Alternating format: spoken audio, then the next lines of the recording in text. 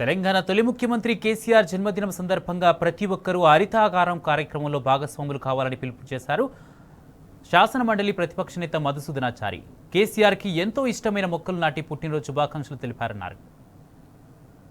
పచ్చదనం తగ్గుతూ పర్యావరణం దెబ్బతిని భూగోళం మీద మానవ మనుగడ ప్రమాదంగా తయారైనటువంటి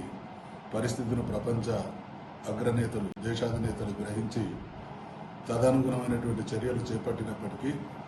అనుకున్నటువంటి స్థాయిలో ఫలితాలు రాబట్టలేకపోతా ఉన్నారు. తెలంగాణ రాష్ట్ర సాధన కోసం సుదీర్ఘకాలం పోరాటం చేసి తెలంగాణ రాష్ట్రాన్ని సాధించిన కేసీఆర్ గారు తెలంగాణ రాష్ట్ర సాధనతో పాటు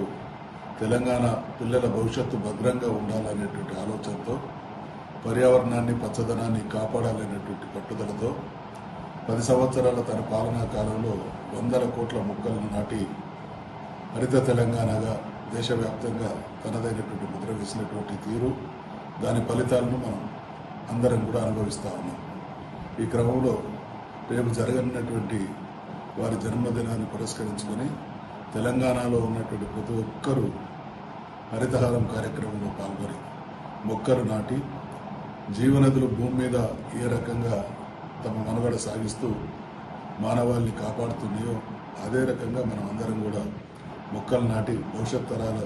జీవనదిలా ఈ భూమి మీద చల్లగా బ్రతికేటువంటి పరిస్థితిని కల్పించడంలో వారి జన్మదినాన్ని